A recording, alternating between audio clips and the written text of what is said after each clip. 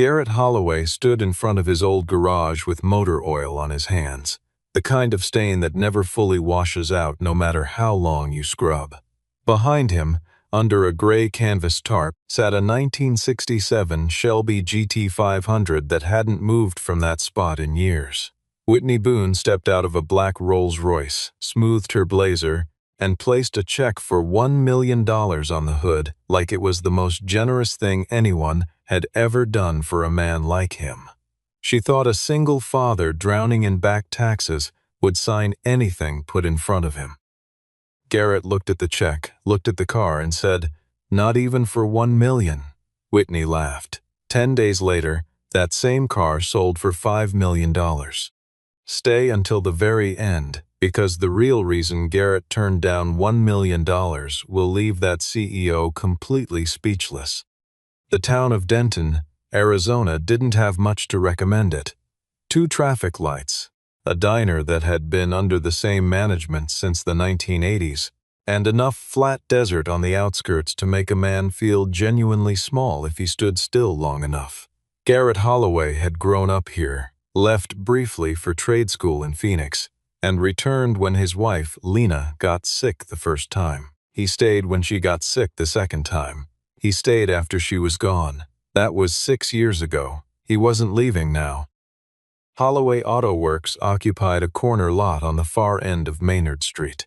One main bay, a second bay he used for storage, a hand-painted sign that had faded to near illegibility, and a rolling door that announced itself loudly every time it opened. He fixed trucks mostly. Old pickup trucks belonging to ranchers and retired veterans who needed another 40,000 miles out of something that should have been retired a decade ago. He was good at it. Efficient, honest, and cheap enough that people drove in from 2 towns over. On the morning that everything began to shift, Garrett was underneath a '93 F-150 when his daughter Tessa knocked on the side of the truck with her knuckle, the way she always did to let him know she was leaving. She was 14, organized in ways that made him feel slightly embarrassed about himself, and she had already made her own lunch and triple-checked her backpack before he'd even had coffee. "You haven't eaten," she said, not asking. He slid out from under the truck, found a thermos of coffee and half a granola bar waiting on the workbench, and they exchanged a look that communicated everything that mattered. She walked to the bus stop. He went back to work. This was the shape of their mornings. At the back of the garage, separated from the working bays by a wall of old shelving and a thick canvas tarp that Garrett had replaced twice in 10 years, sat the Shelby. Officially, it was a 1967 GT500 coupe. Unofficially, it was the one thing in Garrett's life that didn't have a price tag attached to it, even though half the town assumed the opposite. His father, Roy Holloway, had brought the car home in the late 1970s, already more than a decade old, and had never offered more explanation than was strictly necessary. Roy was a man who believed that certain things earned their own stories over time without any help from the person holding them. He worked on engines for a living, did some private performance testing for a brief period before Garrett was born, and kept the Shelby covered and clean in a way that had nothing to do with resale value. When Roy died 7 years ago, the car passed to Garrett with a metal lockbox and a single instruction: don't sell it to anyone who doesn't understand what it is. Every week without fail, Garrett pulled back the tarp, started the engine, let it run for 10 minutes, and listened. He would wipe down the chassis numbers stamped inside the door jamb. He would check the papers in the lockbox: photographs, a handwritten letter, a mileage sheet from what looked like an official testing record, a shipping invoice with a strange designation printed in faded ink. He didn't fully understand what all of it meant, but he kept it, and he kept it carefully. A neighbor named Dale Pruitt had asked him once, not unkindly, why he didn't just sell the thing and pay off the back taxes he owed on the property. Garrett had looked at the tarp for a moment before answering. "There are things you don't sell before you understand what they actually are," he said. Dale had nodded as though he understood, though Garrett suspected he didn't. Most people in Denton assumed the Shelby was a sentimental old heap with a dead battery and a good story. Most people in Denton were working with incomplete information. What none of them knew, what Garrett himself was only beginning to piece together, was that a few weeks earlier, a local teenager had been helping Garrett move a shelf near the back bay, had caught a glimpse of the Shelby's hood under the lifted tarp, and had filmed roughly 40 seconds of video on his phone. He posted it without thinking too much about it. The clip was grainy, the audio was rough, but when Garrett started the engine in the background to check the idle, 3 seconds of sound got captured that would eventually be heard by exactly the wrong person at exactly the right time. Whitney Boone did not browse the internet casually. She had people for that. Specifically, she had Nolan Pierce, her head of acquisitions at Boone Heritage Motors, whose entire professional function was to surface things worth her attention. Boone Heritage was headquartered in West Hollywood in a converted warehouse with exposed beams, designer lighting, and floor-to-ceiling glass that looked out over a courtyard where they kept 3 showcase vehicles at any given time.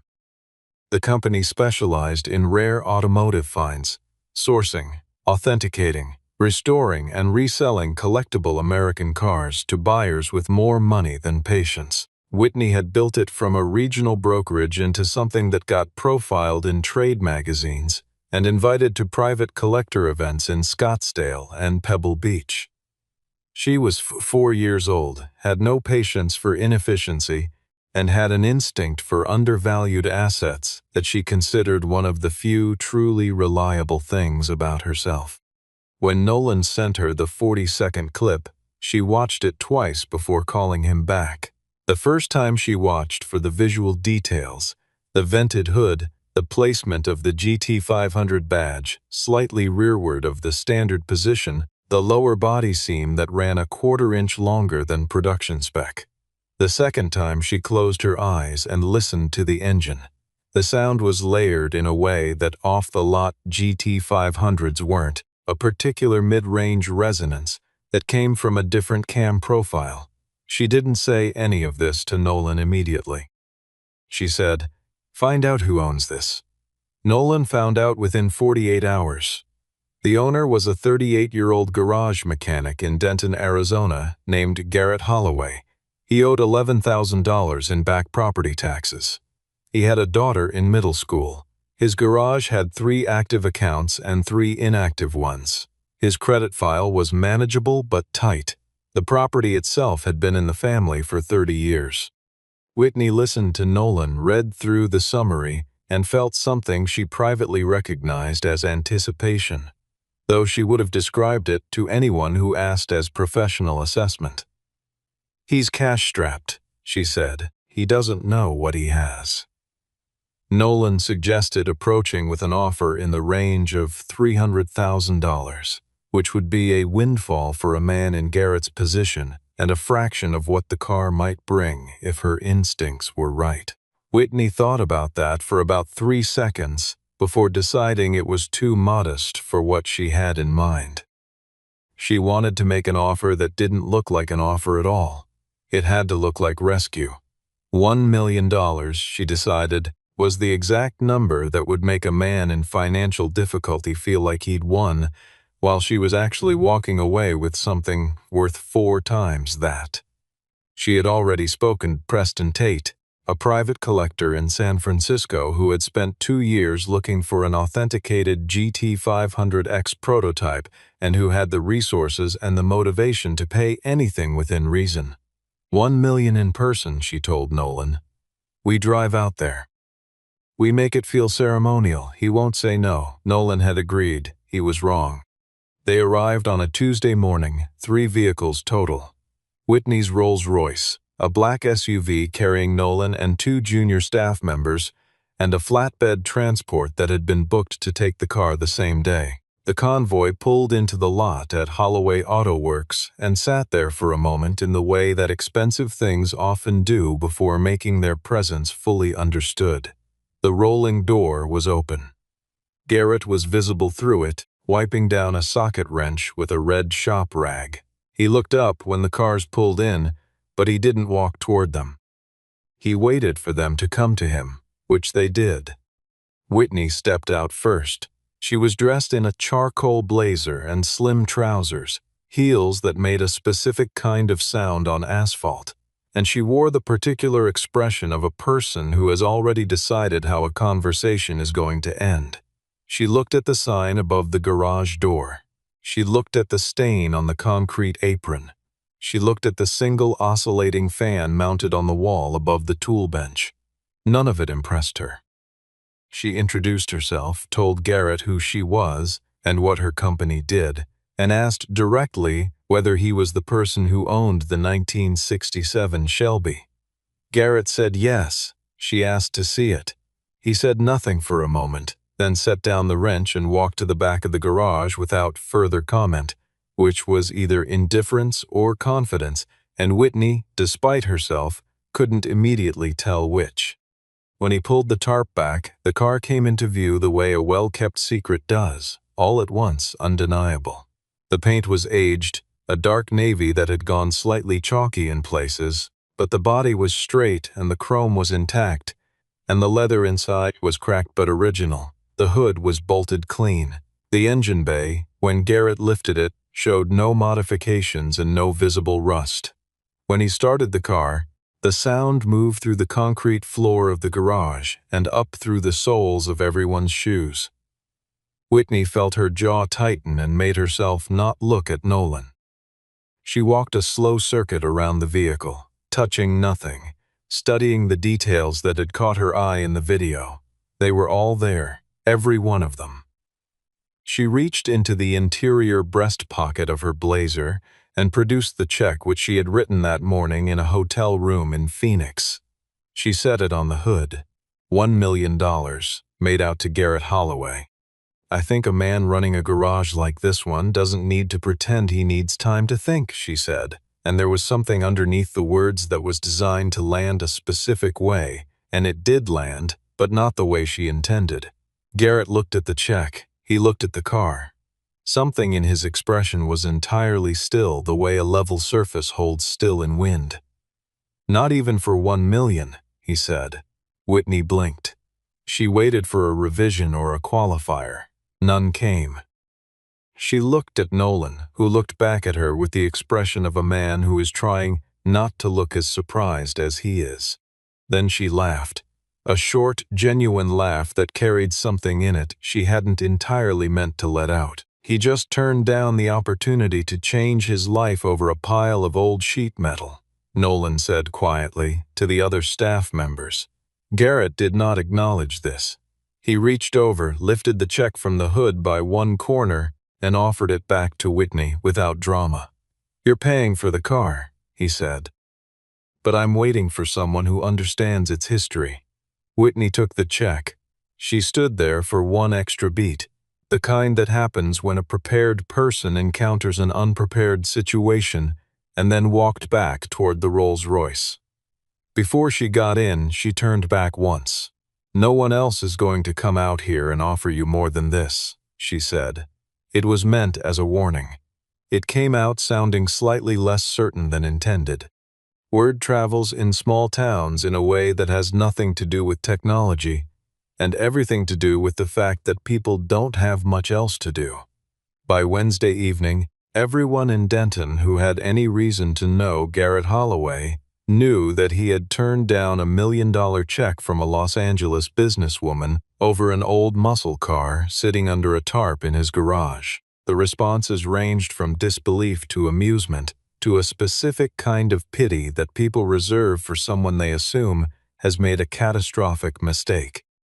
The man who ran the auto parts counter 2 blocks away suggested, not unkindly, that Garrett might want to consider that the woman had looked like she knew what she was talking about. The supply vendor, who had extended him credit on 2 consecutive orders, called the next day to let him know the account was being frozen pending payment. A property management office sent a certified letter about the outstanding tax balance and included a polite but specific timeline. Tessa came home from school on Thursday with the particular quietness that means a teenager has heard something and is deciding whether to bring it up. She made dinner. She did her homework. She waited until Garrett was sitting at the kitchen table with cold coffee before she said, "Someone's dad at school said you could have paid off the house and put money away, and you said no." Garrett wrapped his hands around the mug without lifting it. He didn't immediately explain himself, which was a quality Tessa had learned to read not as evasion but as thought. "Maybe," he said. "But what I was actually doing was not selling something I didn't fully understand yet." This was not satisfying to a 14-year-old who was old enough to grasp the number 1 million. "And if it turns out it isn't what you think?" she asked. He looked at her directly. "Then I still kept a promise to your grandfather. I wasn't going to hand that car to someone who was treating it like something to be cleared out of the way." What Garrett had not told anyone in Denton, not Tessa, not Dale Pruitt, not the parts counter man, was that several weeks before Whitney Boone arrived, he had scanned the contents of his father's metal lockbox and sent the files to a man named Vaughn Mercer, a collector and independent automotive historian based in Sacramento who had spent 30 years documenting rare American production vehicles. Vaughn had seen the images and the documents and had gone very quiet for a long time before responding. He said he needed to see the car in person, but that the materials suggested something that could not be easily dismissed. He had been waiting for Garrett to confirm the car was still intact and undisturbed. The designation on the shipping invoice, GT500X Holloway unit, was not a notation Vaughn had seen on anything outside of archived correspondence from a 1967 performance development program. He wanted to be careful. He asked Garrett not to discuss the materials with anyone until they had spoken further. Garrett had agreed. He had said nothing to Whitney, not because he was playing a game, but because the process was not finished, and he had learned from his father that an incomplete answer is more dangerous than silence. When Vaughn called that Thursday night, his voice had an edge of urgency that Garrett hadn't heard before. "I need you to bring the car to me," he said. "I've found a corroborating archive. I need to look at the vehicle directly. Don't do anything public until I've confirmed what I think this is." Garrett set the phone down after the call ended and sat alone in the garage for a while. Outside, the desert had gone dark and the temperature had dropped the way it does in Arizona when summer loosens its grip for a few hours. He pulled the tarp back and looked at the car. He thought about his father. He thought about the way Roy Holloway had never sought attention for anything, had never claimed something was valuable without proof, had never let the judgment of people with more money than patience determine what anything in his life was actually worth. Getting a 1967 Shelby from central Arizona to Sacramento in 10 days was not a straightforward task, and the complications began almost immediately. The car had not been driven long distances in years. Garrett was not about to run it 400 miles on mountain roads without a proper inspection first. He spent the first 2 days working through the car methodically, checking the brake lines, flushing the cooling system, cleaning the carburetor jets, replacing the fuel filter with an original specification part he had to source from a specialty supplier in Tucson. He did this at night after the garage closed, working under the overhead fluorescents with the radio turned low.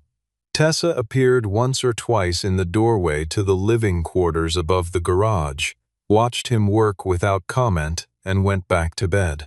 On the third day, Garrett borrowed a covered car trailer from a friend named Clayton Reeves, who had a proper 4-post gooseneck and asked no questions other than when Garrett needed it back. On the fourth morning, before Garrett had loaded the car, a black SUV pulled into the lot and Nolan Pierce stepped out.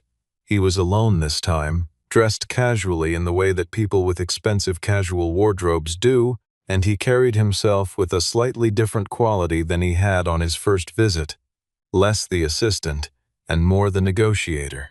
He told Garrett he was authorized to offer $1.2 million. Payment within 24 hours, no inspection period, no delay. Garrett listened to the whole thing before responding. "Why the rush?" he asked. Nolan said the offer was time-sensitive. Garrett said the answer was the same. Nolan's jaw shifted slightly. "You're making a significant mistake," he said. Garrett picked up the torque wrench he had set down when the car arrived and turned back toward the trailer. "Maybe," he said, "but it's mine to make." Nolan stood in the lot for a moment, then got back in the SUV and drove away. Within the hour, he had called Whitney with the update. Whitney had spent much of the morning with a growing suspicion she had been suppressing since Tuesday, that Garrett Holloway's refusal hadn't been obstinacy. It had been knowledge.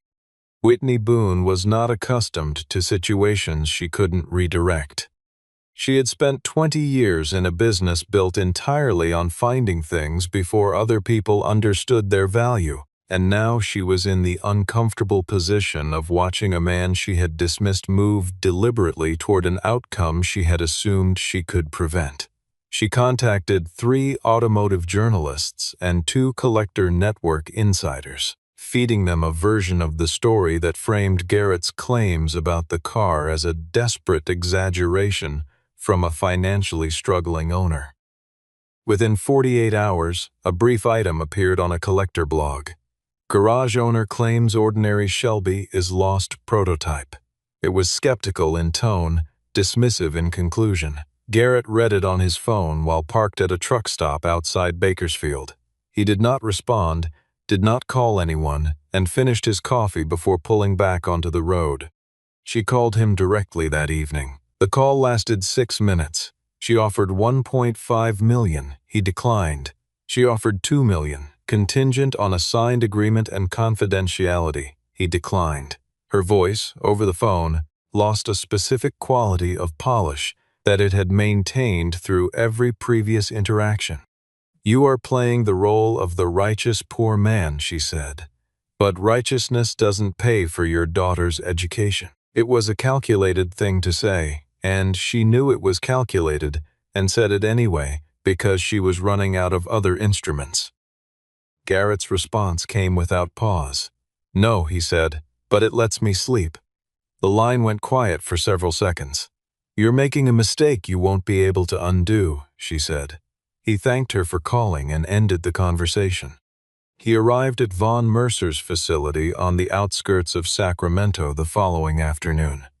A low industrial building set back from the road, unmarked from the street, with the internal appearance of a museum that hadn't opened yet. Von was 61, a compact and precise man who moved through physical space with the same care he applied to language, which was to say deliberately and without waste. He met Garrett at the gate and looked at the trailer for a long moment before saying anything.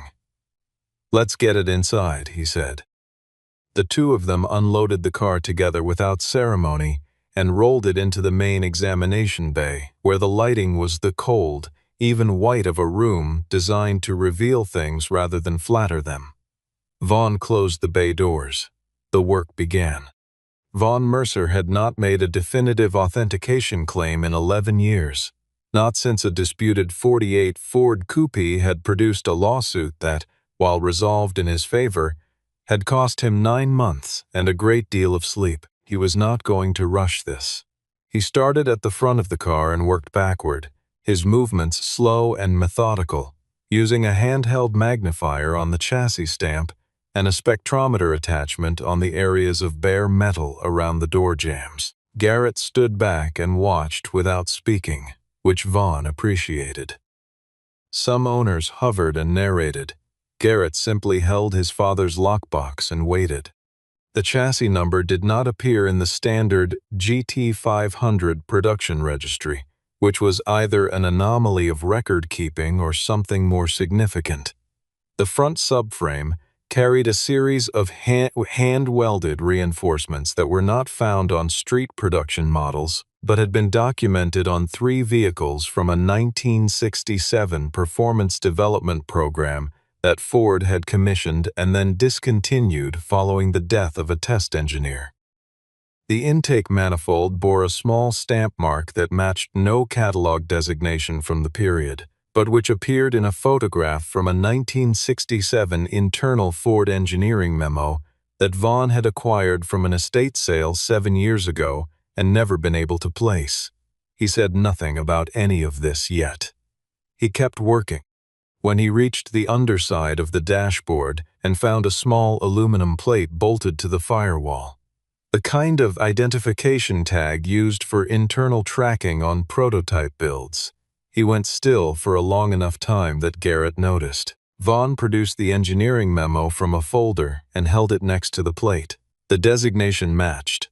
He set the memo down, turned to Garrett, and held out his hand. "The lockbox," he said. Garrett gave it to him. Vaughn went through the contents the way a surgeon handles instruments. Each piece lifted, examined, set down without comment. The handwritten letter had a signature at the bottom that corresponded to a senior development engineer named Harold Kress, who had worked in Ford's Advanced Performance Division during the relevant period, and whose correspondence was part of a small archival collection held by a university library in Michigan. The photograph of Roy Holloway, standing beside the car, showed, in the background, a workbench with equipment that Vaughn recognized from another archived photograph of the Dearborn testing facility during the same program. He looked at the image for a full minute. Then he asked Garrett to start the car. The engine turned over with the particular voice that had caught Whitney Boone's attention through a 40-second clip filmed by a teenager on a phone, and it filled the bay with something that could not be faked by age alone. A colleague of Vaughn's who had arrived quietly sometime in the previous hour and positioned herself near the rear of the car looked up when the engine reached idle. She said nothing for a moment. Then she said, "The cam profile." Vaughn nodded. He turned off the engine himself, with a kind of deliberate respect. He stood up straight, set his hands flat on the top of the car, and looked at Garrett. "You didn't turn down $1 million because you were being stubborn," he said. "You turned it down because that number was never close to what this actually is." The news moved through collector networks with the particular speed of things that have been anticipated for a long time by the few people who know enough to anticipate them. Vaughn had not made any public announcement. He was far too careful for that. But in a community where a handful of specialists talk to one another, and where the rumor of a confirmed GT500X prototype was the kind of thing people had been whispering about for decades, it was inevitable that the right ears would hear before the wrong ones could act. Preston Tate heard on a Thursday morning from a specialist in Pebble Beach who had received a call from someone who had spoken to someone in Vaughn's circle. Preston called Vaughn directly. Vaughn confirmed only that he was conducting a formal authentication review and that any information would be shared through the appropriate channels in due course. Preston had first come to Whitney Boone 2 years earlier with a very specific request. Find him a vehicle with a real story, not a cosmetically restored showpiece, but something with documented provenance and genuine historical weight. He was a man who collected not for display, but for possession of narrative. The idea that an object could carry inside it the full weight of its own history, untouched and uncompromised. Whitney had taken the commission confidently. She had found several candidates, none of which satisfied him. She had been increasingly certain that the Shelby in Garrett's garage was the answer to that commission. The authentication confirmation, before it was even public, confirmed that certainty. Whitney learned that Preston had reached out to Vaughn through a contact in her own network, who had no idea they were delivering bad news. She sat with this information for a long time in her office in West Hollywood, the light coming through the glass from the courtyard, the 3 showcase vehicles sitting outside like evidence of a business she had built on exactly the kind of judgment she had failed to exercise in a parking lot in Arizona.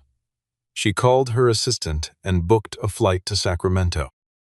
she arrived at Vaughn's facility the next morning, composed in the way that a person is composed when they are managing a significant amount of internal distress, and she asked to see Garrett. He came out from the examination bay where he had been working alongside Vaughn on the documentation for the formal review. He looked like a man who had been sleeping better than he had in weeks. Whitney stood straight and offered $3 million. Garrett looked at her for a moment. "Are you buying the car?" he asked, "or buying the right to say you were correct?" She didn't answer. He said, "The process is almost complete. The answer is still no." She told him that if the car went to auction without her involvement, she would raise questions about the sufficiency of the documentation with the auction house. He nodded, as if this were information he had already made arrangements for. "Talk to Vaughn," he said, and went back inside. The formal authentication session took place 5 days later, in the main examination room of Vaughn Mercer's facility, in the presence of a panel that included a Shelby documentation specialist from Texas, 2 representatives from a California auction house with a history of handling estate collections, an automotive historian on retainer for a museum in Detroit, and a legal notary named Marin Hale, who was there to certify the documentation chain. They worked through the evidence over 6 hours. The chassis number was cross-referenced against the 3 known surviving records from the GT500X program, 2 of which showed gaps where prototype units had been issued serial designations but not tracked through disposal. The engine stamping matched a batch assignment from the development program. The firewall plate matched the internal tag system used for prototype vehicles in the period. The photograph of Roy Holloway was confirmed by comparison with 2 other photographs from the same facility taken the same year, which appeared in archived collections at 2 separate institutions.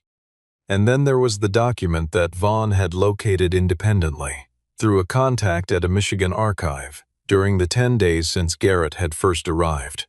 A typed transfer document, on Ford Motor Company letterhead, dated November of 1967, transferring development unit GT500X No. 2 from the Advanced Performance Facility in Dearborn to a private performance testing contractor listed by name as Holloway Performance Services, located in Tucson, Arizona. The vehicle was described as having been declared surplus to the development program following the termination of the project.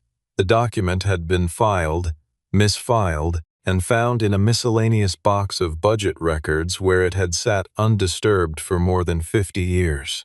Roy Holloway had not been hiding anything.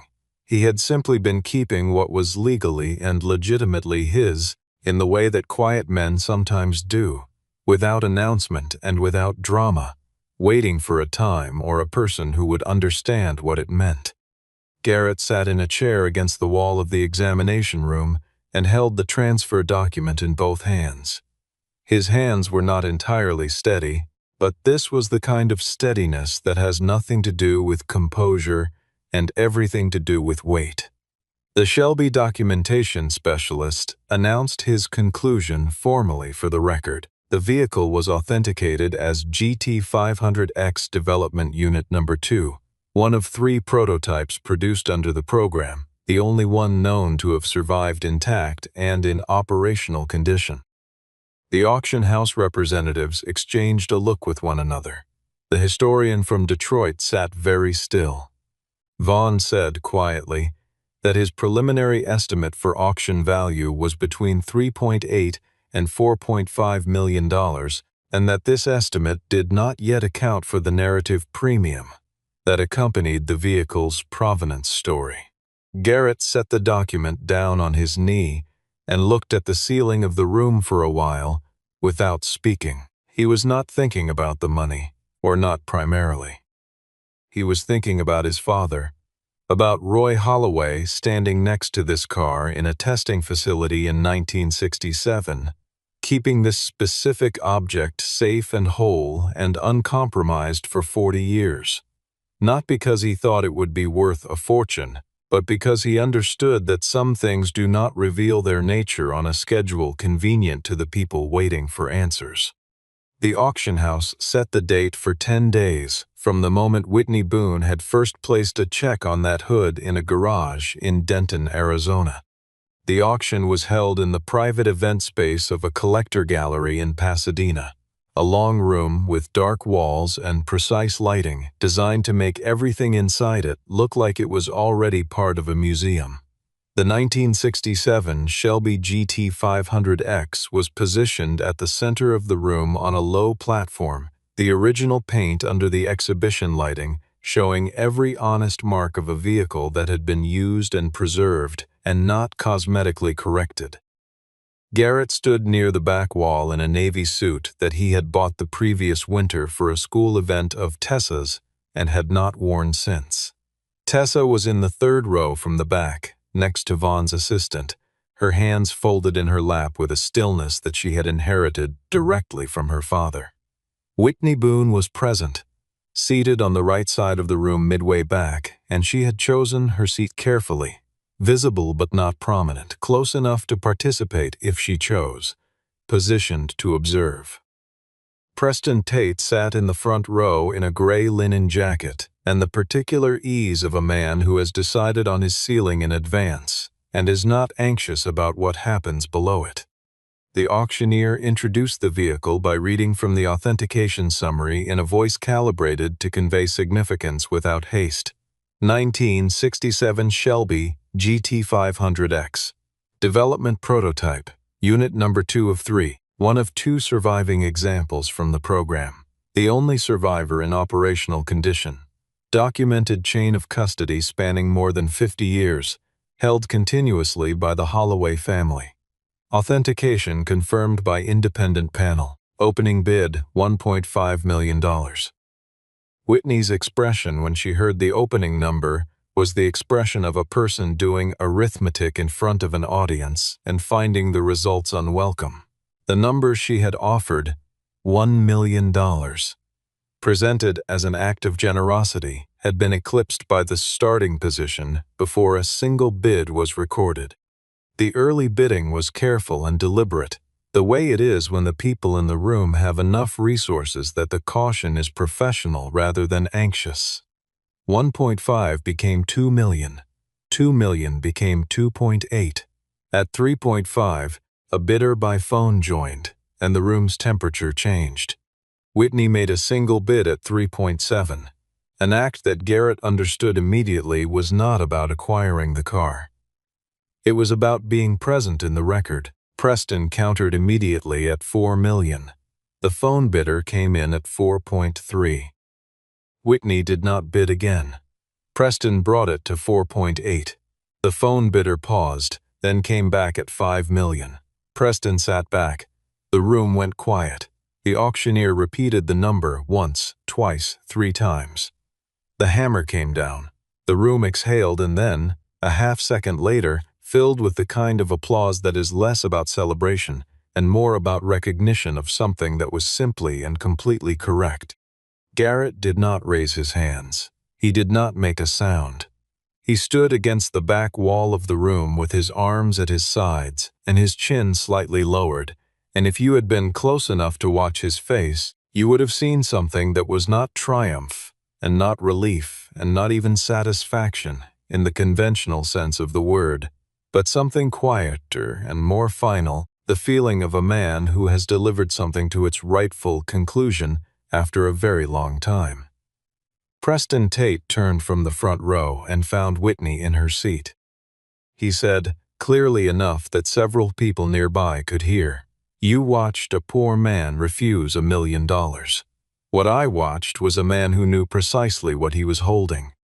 The coverage in collector circles was brief but emphatic, the kind of story that gets passed around among people who spend their lives thinking about the relationship between value and recognition.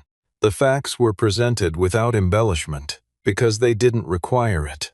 Whitney Boone had visited Denton, had offered $1 million for a vehicle subsequently authenticated at $5 million, had been refused, and had laughed at the man who refused her.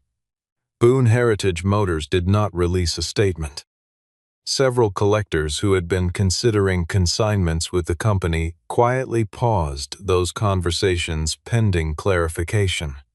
Preston Tate formally terminated his acquisition agreement with Boone Heritage, citing a preference to work directly with independent specialists going forward. The board of directors at Boone Heritage requested a meeting with Whitney within 2 weeks of the auction to discuss the company's valuation methodology and due diligence process. The blog post suggesting Garrett had exaggerated the car's significance was quietly amended without explanation. Whitney sought Garrett out after the auction at the rear of the gallery, in the low-light corridor where the catering had been set up, and most of the attendees had not yet drifted. She was not accompanied by Nolan. She had her coat over her arm, and she looked like a woman who had been thinking through what she intended to say and had discarded each version in sequence. She said, "I believed you didn't understand the value of what you had." Garrett was straightforward. "I know," he said, "but that wasn't actually what you believed. What you believed was that I didn't understand the value of myself." She looked at him for a long time without speaking. He did not press the moment further. He wasn't interested in her apology, and she seemed to understand this, which was perhaps the first moment of genuine understanding she had brought to any interaction involving Garrett Holloway. He turned and walked back into the gallery room, where Tessa was waiting near the door with Vaughn's assistant and the quiet, contained expression of a 14-year-old who is very proud of her father and has decided not to say so directly because she knows he already knows. Whitney stayed in the corridor alone for a moment. Through the gallery's rear window, she could see the transport vehicle waiting in the service lane. A fully enclosed climate-controlled trailer, the kind reserved for vehicles that have been formally elevated to the status of irreplaceable. 2 handlers in white gloves were preparing the ramp. She watched the Shelby roll toward the trailer door, moving forward on its own authority, into whatever was coming next. She had understood at some point during the auction that the most valuable thing about that car had never been its rarity or its authentication record or even its operational condition. It had been the fact that a man who could have used the money had chosen instead to wait until the world caught up to what he already knew. That kind of patience was not a quality she had experienced purchasing. It was, she was beginning to understand, not for sale at any price. The settlement from the auction, after the house's commission and various fees, came to $4.7 million. Garrett put $11,000 in taxes on the property. He cleared the outstanding balance with the parts supplier. He set aside a college fund for Tessa structured to cover 4 years at any school she chose, with a remainder for whatever she decided to do next. He hired a structural engineer to assess the garage, replaced the rolling door that had announced itself loudly for the better part of a decade, and invested in the lighting and climate control systems that made the back bay, formerly the home of the Shelby, into a proper restoration workspace. He put a sign above the workbench, not vinyl but painted wood, in the same font as the original Holloway Auto Works lettering on the outside, that read, "Know what you have before the world tells you what it's worth." Vaughn Mercer called 3 weeks after the auction to ask whether Garrett would consider joining him on a limited consultancy basis, reviewing provenance documentation for vehicles brought to his facility. He clarified that this was not a full-time arrangement and not something that would require Garrett to relocate or change the nature of his work in Denton. He simply trusted Garrett's eye and, more than that, his patience. Garrett agreed, with the condition that he take on no more than 4 or 5 cases per year. He had a garage to run and a daughter to raise and a life that was not in need of more complication, only more of itself. He did not use the money to buy anything that announced its own value loudly. He did not acquire things as replacements for things. The Shelby had been the only object of that kind in his life, and it had served its purpose fully and properly, and now it was someone else's. Tessa asked him, on a Sunday morning 3 weeks after the auction, whether he missed it. They were at the kitchen table, same as always. The coffee going, and the light coming in low from the east window, and the sound of a slow morning in a town that had not fundamentally changed. Garrett thought about the question in the way he thought about most things, without hurry. "I didn't sell a memory," he said finally. "I sold the car after the whole world finally understood the memory was worth something. That's different." Tessa considered this, nodded once, and went back to her breakfast. This was the shape of their mornings. The new rolling door on the garage opened quietly on a Monday in late October, and a man drove in with a 1970 Mustang Mach-1 that needed a valve job and had a story he wanted to tell someone who would listen. Garrett listened. He wiped his hands on a red shop rag that had faded from long use and was still perfectly functional, and he pulled the car into the bay and got to work. On the wall above the door, in the light that now fell cleanly and without the flicker of failing fluorescence, the painted sign said what it said and meant what it meant. 10 days before, Whitney Boone had believed she was looking at a man too poor and too proud to accept a rescue. What Garrett Holloway had been doing, all along, was simply this: waiting for the world to understand what he had already known.